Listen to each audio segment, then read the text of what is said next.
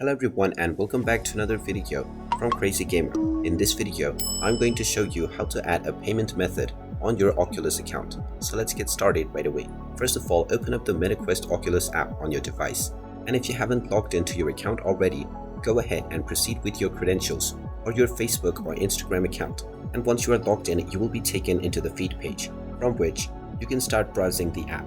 Now, if you wish to add a payment method within your account, then tap on the menu button at the bottom right corner.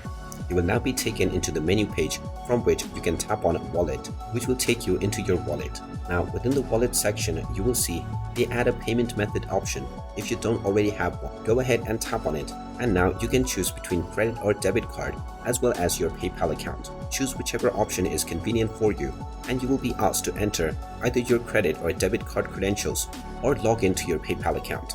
Proceed with logging in to your PayPal account using your email address or your password, or you can type in your card number followed by the CVV number as well as expiration date. You can then type in your postcode and choose your country, and now once you tap on Add, your account information will be verified and your payment information will be added onto your wallet right away. And there you have it. That is how easy it is to add a payment method on your MetaQuest Oculus account.